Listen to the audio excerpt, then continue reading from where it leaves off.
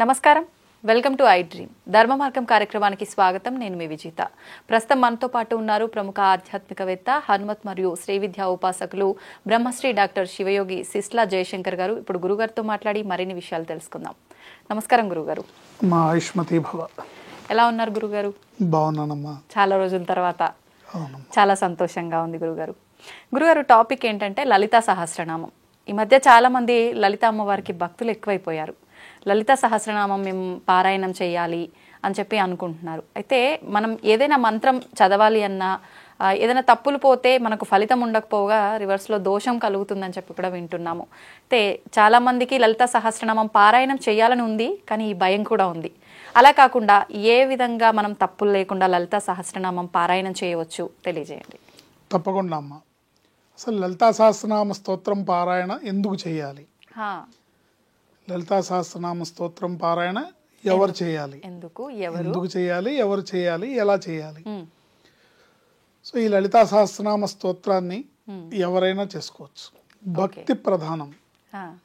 అమ్మ దయ ఉంటే అన్నీ ఉన్నట్లే అంటాం. సో భక్తి ప్రధానం. భక్తి ఉన్న వాళ్ళు ఎవరైనా చేయొచ్చు. కానీ మీరు ఏదో కోరికతోని ఇది చదివితే ఇది అవుతుంది అన్నట్టు కాకుండా అమ్మవారి మీద భక్తితో మీరు చేస్తే మీకు కావాల్సినవన్నీ ఏర్పాటు చేస్తుంది ఆవిడ. ఆశిస్తూ చేయొద్దు.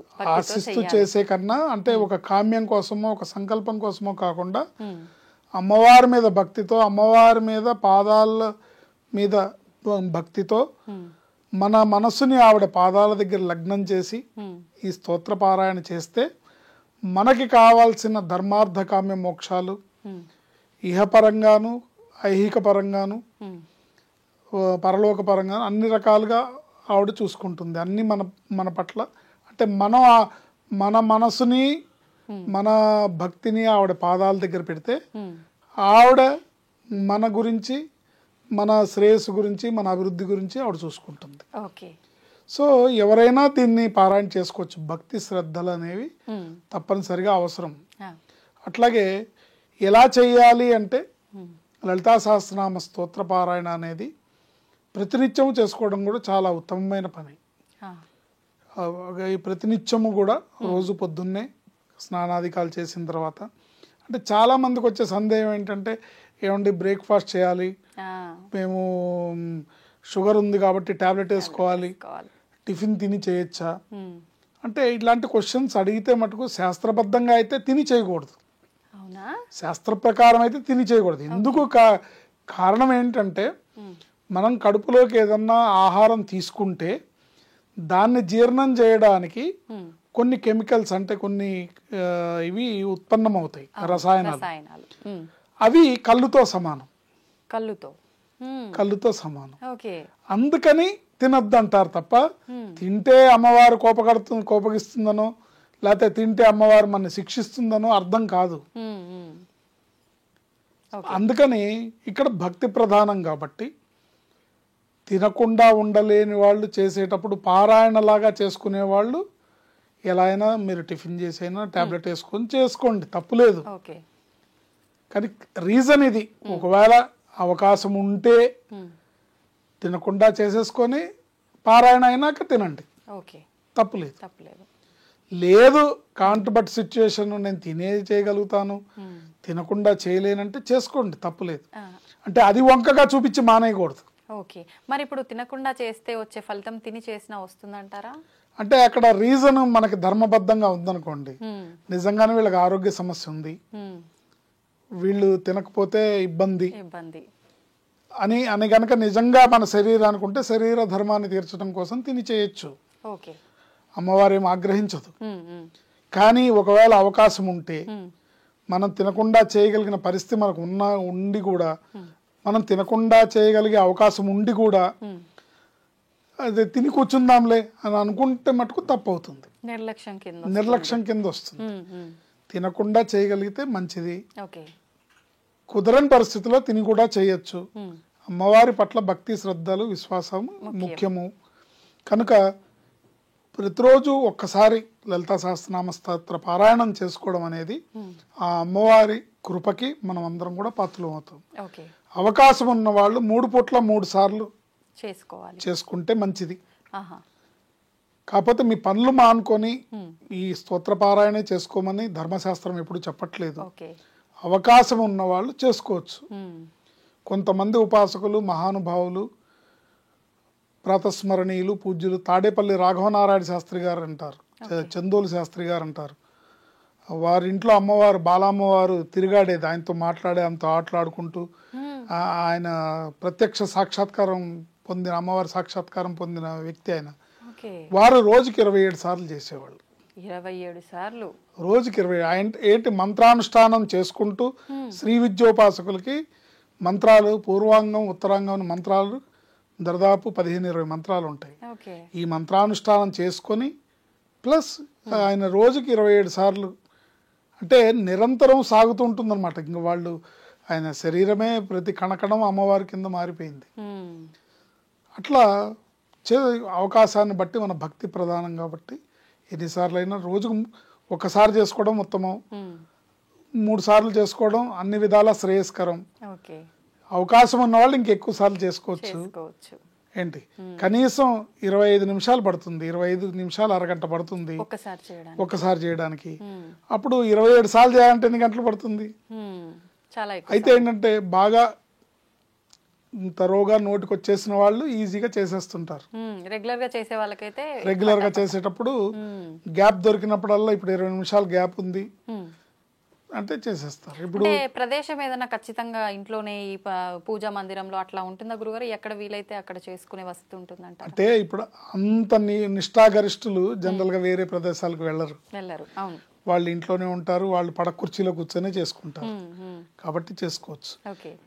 తప్పులు రాకుండా దొరలకుండా అంటే వీలైనంత వరకు చక్కగా చూసి ఎవరన్నా పెద్దవాళ్ళు చేసిన వీడియోస్ ఉంటాయి, గణపతి సత్యానంద స్వామీజీ వారు చేసినవి, తర్వాత సామవేదం షణ్ముఖ శర్మ గారు, చాగంటి కోటేశ్వరరావు గారు, ఇలాంటి వాళ్ళు చేసిన స్తోత్ర పారాయణ ఎక్కడ ఏ శ్లోకాన్ని ఎక్కడ కట్ చేయాలో, ఎక్కడ పదాన్ని పద విభజన జరగాలో తప్పులు లేకుండా చేయడం అనేది ఉత్తమం. ఎందుకంటే తప్పులు చేస్తే అమ్మవారు అయితే శిక్షిస్తుందని కాదు, అర్థం మారిపోతుంది.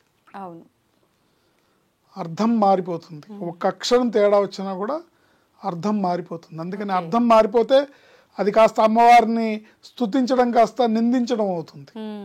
అర్థం మారిపోయింది అనుకోండి వ్యతిరేక అర్థం వస్తుంది, అప్పుడు అమ్మవారిని నిందించినట్టు అవుతుంది. అలా చేయకుండా జాగ్రత్త పడుతూ చక్కగా నేర్చుకోవాలి.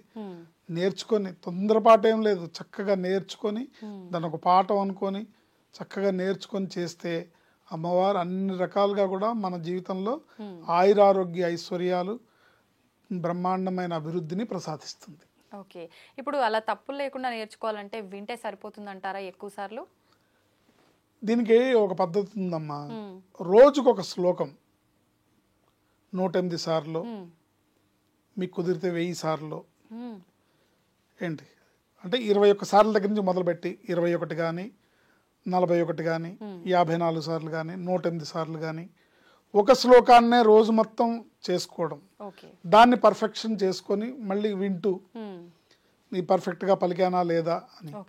శ్రీమాత శ్రీ మహారాజ్ఞి శ్రీమత్ సింహాసనేశ్వరి చిదగ్నికుండ సంభూత దేవ కార్య సముద్యత, అక్కడికి ఒక శ్లోకం. అట్లా ఒక్కొక్కటి రోజు ఒకటి చేస్తూ దీన్ని ఒక 11 రోజులు ప్రాక్టీస్ చేస్తాం అనుకోండి. ఒకే శ్లోకాన్ని 11 రోజులు ప్రాక్టీస్ చేస్తాం అనుకోండి, ఆ శ్లోకంలో తప్పులు లేకుండా నేర్చుకోవచ్చు. అట్లా మళ్ళీ దీని ఫలితం కూడా అమ్మవారు అద్భుతంగా ఇస్తుంది. ప్రతి ఒక్క శ్లోకం కూడా వసిన్యాది వాగ్దేవతలు పలికిన ఈ స్తోత్రం కాబట్టి ప్రతి ఒక్క శ్లోకానికి కూడా విశేషమైన ఫలితం ఉంటుంది. ఇప్పుడు మీరు చెప్పిన ఈ శ్లోకం వల్ల ఎటువంటి ఫలితం వస్తుంది గురుగారు? అంటే అమ్మవారు ఏంటి అనేది మనం చెప్తున్నాం. శ్రీమాత శ్రీ మహారాజ్ఞి. శ్రీ మహారాజ్ఞి అంటే ఈ అండపిండ బ్రహ్మాండానికి ఆవిడ మహారాజ్ఞి. శ్రీమత్ సింహాసనేశ్వరి అంటే ఇంకా టాప్ చైర్ ఆవిడదే, ఇంకోళ్ళది లేదు. అంటే ఆవిడ పైన ఎవరు లేరు. శ్రీమత్ సింహాసనేశ్వరి. చిదగ్నికుండ సంభూత, ఆవిడ చిదగ్నిలోంచి ఉద్భవించింది. దేవకార్య సముద్యత అంటే దేవతా కార్యాన్ని నిర్వహించడానికి, దేవతల యొక్క కి సహాయం చేయడానికి ఉద్భవించిన ఆవిడ. ఇట్లా ప్రతి ఒక్క శ్లోకానికి అర్థం ఉంటుంది కాబట్టి దీనికి భాష్యం ఉంటుంది, భాస్కర్ రాయల్ వారి భాష్యం ఉంటుంది. ఆ భాష్యంలో ప్రతి ఒక్క అర్థం ఉంటుంది. చక్కగా తప్పులు లేకుండా చదివితే ఇహంలో ఏ లోటు లేకుండా ఇక్కడ ఈ భూమి మీద మనం బతుకున్నంత కాలం మనకి ఏ లోటు లేకుండా మరణించిన తర్వాత మోక్షలోకానికి వెళ్ళడానికి అమ్మవారిని మనని ఆశీర్వదించి తన హక్కును తీర్చుకుంటుంది. ఓకే, అంటే లలితా సహస్రనామం మనం ఒక్కసారి చదవలేము, తప్పులు పోతాయి అన్న సందేహం ఉంటే గనక ఒక్కొక్క శ్లోకం తీసుకొని విడతల వారీగా ఒక 11 days కంటిన్యూగా దాన్నే ప్రతిరోజు ఇంత నియమం పెట్టుకోండి. రోజుకి 108 సార్లు మీరు ఎన్నిసార్లు చేయగలుగుతారు, మీ టైం ఎంత పర్మిట్ చేస్తుందో ఒక 108 సార్లు ఒక శ్లోకం. శ్రీమాత శ్రీ మహారాజ్ఞి శ్రీమత్ సింహాసనేశ్వరి చిదగ్నికుండ సంభూత దేవకార్య సముద్యత అనేది మొదటి శ్లోకం. ఇట్లా 1 by 1 అన్ని నేర్చుకోవచ్చు. మీకు ఈ నేర్చుకునే ప్రాసెస్లో ఇది కూడా వృధా పోదు. ఈ శ్లోకం యొక్క ఫలితం కూడా అద్భుతంగా అమ్మవారి ఇచ్చి తీరుతుంది. మంత్ర సమానమైన శ్లోకాలు ఇవన్నీ. ఇవన్నీ కూడా మహామంత్రాలతో సమానం. దీన్ని పారాయణ చేసుకోవడం అనేది అమ్మవారి కృపని మనకు కలుగజేస్తుంది. అమ్మ దయ ఉంటే అన్నీ ఉన్నట్లే. ధన్యవాదాలు గురుగారు, నిజంగా చాలా చక్కగా వివరించారు. ఆయుష్మతి భవ.